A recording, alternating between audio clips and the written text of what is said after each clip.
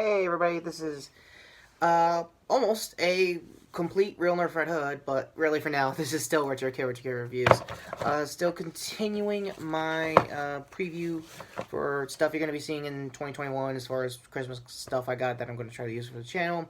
This hoodie is definitely going to be one of them for future Scarlet Spider content, and hopefully a J. Jonah Jameson podcast coming pretty soon. Still eyeing on that figure Amazon-wise, and who knows, might happen, who knows. The list for the top 5 worst movies of 2020 is in this NECA explainer how to like warm up a certain joint to a certain one of two figures I showed in my previous best list. I'm preloading this and the TV list. So with that being said, I guess current card 2 if this video comes out on the last list. I got Godzilla out.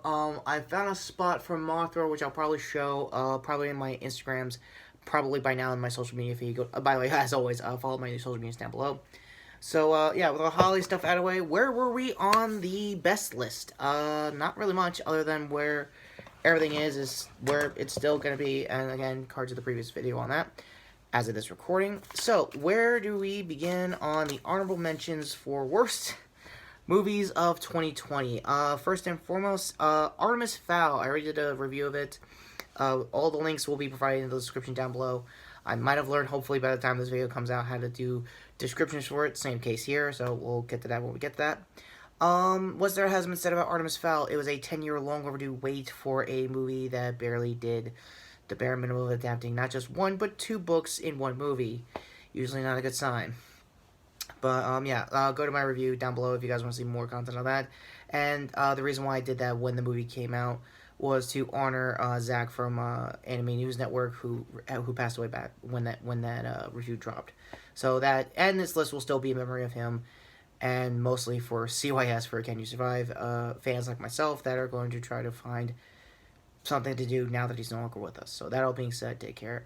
I'm already trying to close out this video. Well, speaking of, his ex-husband Jake is back on doing weeb observations for anime. He just did a quick rundown on the final season of Attack on Titan. So again, card there or in the description down below. I highly recommend his work, even the days before when he was JO. So that all being said, back on the honorable mention, and dear God, I'm so happy I didn't review this when this was new. Cuties. Double Toasted already did a quick rundown of it, and I think Just Some Guy as well. So both their channels will be down below on their takes on the movie. First and foremost, it is a French movie about kids trying to act older than themselves. I'm just putting it mildly compared to what they'll be talking about. I'm going to be saying what they've all been saying, that this should have been a documentary. Parents were pretty much involved, but it didn't really show it on screen, what their actions are going to be characterized for these kids.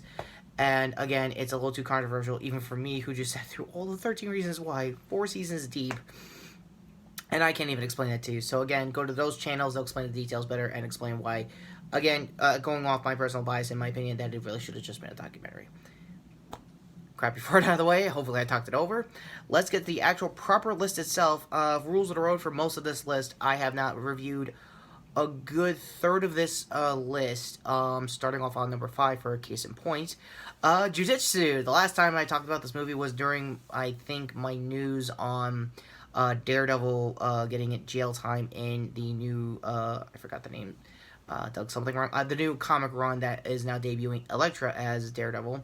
So yeah, go to my video explaining that. Also, since we're talking about Nicolas Cage himself, he is currently doing a Netflix comedy, I guess, historical series of the history of swear words.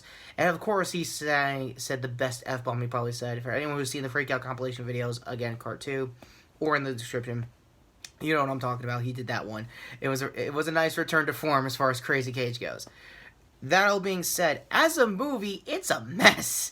But in a weird way, it's going to be the only few here that are actually going to be fun messes. Some are going to actually be work if I had to do reviews of these. For Jujitsu's sake, it's just basically they ripped off Predator 2018, except maybe even dumber, if you could believe that. It has a cast list of like a bunch of well-known DVD-only action stars trying to fight this alien, and it's a fun mess, and you can see Nicolas Cage was hamming up for all of the 10 minutes he was in. Yeah, it was kind of a chore from when he's not on screen, long story short. If you're there for Nicolas Cage, that's going to be a problem there, so that's where we're at with number 5. Number 4 comes as no surprise. I just previously did a video review of this, and previously was on the best list. Wonder Woman 1984. Again, this is going to be where I'm going to have to explain most of the criticisms I forgot to mention in both the proper review proper himself as Jason, and even in the previous top 5. There has been a certain subplot when it comes to Steve Trevor's return. I forgot to mention religiously because I thought it was a little too risque for my own channel to talk about. The implication that they took over a guy's life to do the quantum leap thing I was trying to explain even as Jason. And it was just a really dumb decision after many dumb decisions. Now, to her credit, I don't believe it's all Patty Jenkins' fault in the writing credit. Apparently, there was some executive writer who was also the guy that did, Doom 2005. Yeah, Retrokid there for those who haven't seen that bad video game movie. Yeah, basically, I think if you had to swing blame on anyone, I start with him, Patty. I'm just saying. So I won't exhaust everything I already said in the previous video and my review proper as Jason. It's still a mess, but I think hopefully the third movie could redeem itself, which honestly I believe Patty has every right to. After that, it's still a bad movie. It's still a DCEU movie trying to escape whatever the heyday of BVS was trying to be at the start of the cinematic universe. And you can see that they're still trying to reorganize as time goes on for each passing movie. And the cracks are still there. I still have to address it, and it's still there. Now, on to my number 3, which I did a figure review of, but didn't really do a full, movie on, is Bloodshot. I am not well aware of this indie comic character. I understand he was, I think, during the Variant, publication. I think still is to this day, and, they did a retool of him being bald, kind of like Vin Diesel. And most of the story was a little Groundhog Day-ish, kind of. It centers around basically Vin Diesel trying to be a cyborg slash amnesiac badass, but gets reset the minute he gets his revenge because turns out it was a hit list for like pretty much everyone that worked under Guy Pearce's character, who was a tech mogul trying to take out his predecessors so that he can own control over it. As you can tell, this is a very long litigated subplot, but it does smoothen out by the time you get to the final action set pieces. The cast list is a bunch of character actors, some from, I think, from Blade Runner 2049, if I remember that correctly, and from Undone, a television series I really want to talk about because I believe the main cast there did the best that they could, and I am blanking on Rosa Salazar is the main focus of that show. Retro, or I guess, card to the first season. I think they just wrapped on season 2. I don't know if they finished it yet or not. I could be making that part up. Other than that, for Bloodshot itself, it's a bit of a mess, but it's a very indie comic, and they got some exposure, so it's not a total mess. It's just another vehicle for Vin to use while not being on the Fast series, so don't hold your breath on it, just take it what you can. The final 2 are pretty obvious, and one I haven't reviewed its entire genre to begin with, but my god, I wanted to so bad this year. It was really tempting, to be honest with you. So that's going to be number 1. We'll get to that in a minute. For number 2, goes without saying, also, it is going to be The New Mutants. After 3 years of waiting for this movie, the only thing I can say that's really bad about it was mainly the time and the energy that it took getting this movie out to basically be just a filler movie in between what would have been, I guess, Logan or even X-Men Apocalypse at the time. Because they heavily amplified... they implied a lot that it was going to be around that kind of era in the movies, but they didn't really do anything with it. It's just all over the place, to be honest with you. The cast list was okay. Anya Taylor-Joy and everybody did the best what they could. Like I said in my review proper, Card 2, I am pretty sure everyone there kind of secured the bag of like future franchise and stuff. But for most of the characters I also mentioned, mainly the ones that played Danny and that Sunspot kid, those I don't believe are going to have a decent career. I don't want them to just be character actors for the rest of their careers. I feel like they should mean a drama or something going forward. I don't know. I am a sea of why. I don't know why this even took 3 years to come out. Again, still befuddles me to this day. So, yeah, that's where we are. And now for number 1, like I probably should have said earlier in this video, that every single movie here are going to contain some amount of spoilers, not so much with the honorable mentions, because, again, I don't know everything with those 2 movies, aside from one of them I did review. This is a whole genre I've been kind of making sure I never really do. It's going to be a Tyler Perry movie. Yeah, for those who are uninitiated, Tyler Perry is the best of times, worst of times kind of self-creator slash actor slash director of his own craft. He's his own kind of style of old Hollywood kind of tactic. And the reason why I'm mentioning Fall for Grace, I did not know his comedies were really in his dramas all along. The reason why I didn't also want to talk about Tyler Perry in general was, one, I think his best movie was Gone Girl when he was with other people directing him. And I had a soft spot for, I guess, Alex Cross way back in the day. I thought he wanted to make his take, and it looked the least, competently made, honestly. But for Fall of Grace, it is a mess. For what I heard, rumor mill wise, when this movie was coming out, was that it took 5 days to shoot. It was his first movie in his own self-financed studio that I think is rivaling even Disney and I think Warner Brothers for how huge the lot is until COVID hit.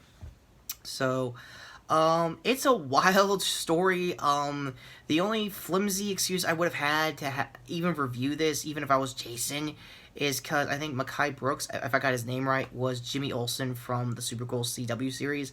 That would have been my smallest in just to talk about this movie. And to put it lightly, I am very underprepared for this whole genre of films that I know is bad, but not in like every single attribute. There is times that Tyler Perry is a good stage actor when you put him in a Broadway play doing a Medea thing.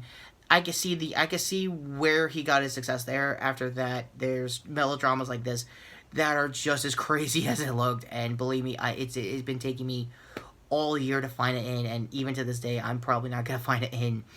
Just reviewing how weird this thing is. It is a weird as hell drama, and like I said earlier with the Cuties related content, Double Toasted did a quick overview to death about this movie. If I had a glass of water right now, I would be doing the air drinking and the air eating like one of the extras did, because it was that kind of bad stage acting, even for the extras. The list could go on. I highly recommend their content. I'm not shilling to get that classic black tea with the white logo or anything like that. If I would, I could, honestly. But, yeah, so that's the list. It's kind of the shortest and easiest list I've done in quite a while. Because, again, other than this year, the content here was pretty much dead on arrival on most of these movies. In Wonder Woman's case, I forgot to mention, even in that review, that it was delayed a year before COVID hit. I think it was delayed, it was supposed to come out in 2019, and for some reason they didn't miss the mark there. Again, that might have been where we got all the rumor mill now with the creative control with Patty Jenkins and Warner Brothers, but if anything, I don't think everything's entirely Patty's fault. I understand she was probably underprepared to write this kind of movie, and I understand that. But her heart is in the right place when it comes to directing. If it sounds like I'm backpedaling on my number one, it's because, again, like I said, I am definitely underprepared to talk about any at all Tyler Perry related content. Not because I'm a white guy talking about this, is because I haven't dug in the well that is Medea content, and believe me, it's kind of one note and has like 2 weeks of shooting. And you can kind of tell it's very DVD movie quality made, or even like Lifetime Channel original movie created in mind. So that's where I am with that. And to Tyler Perry himself, I understand you have immense success. You know exactly what you're doing some of the time, not all of the time when it comes to Fall for Grace. Hopefully you learn something, and work ethic kind of doesn't help all the time, and maybe you should have a writer's room. That's just putting the broad strokes of most of his films. So, that all, hopefully not going to ruin my channel. Comments aside, Anacar's finally coming up. Go to my very nice Godzilla here, to my previous reviews, which will be the top 5 of the best movies of 2020. Go to my other previous review here, which is also Wonder Woman 84. Scarlet Spider shirt here for future content, and hit the notification bell down below to see when I eventually do the J. Jonah Jameson podcast with one of the Scarlet Spiders. I'm not cosplaying as JJ, as easy as it sounds. Kind of hard when you really think about it wig-wise, and I don't know. Still working on getting the Marvel Legends figure for that. I'm mainly going to use that podcast to basically talk about every Spider-Verse news that was out all last year, because I'm going to be honest, Days of Our Spiders can't even contain that, and that's just putting it mildly. So, with that all said, take care, subscribe. Thank God the movies part of 2020 is over. Now, hopefully, on to the fun part, the TV, which there was a lot. So, anyway, take care, subscribe, and let's get to the fun part, hopefully.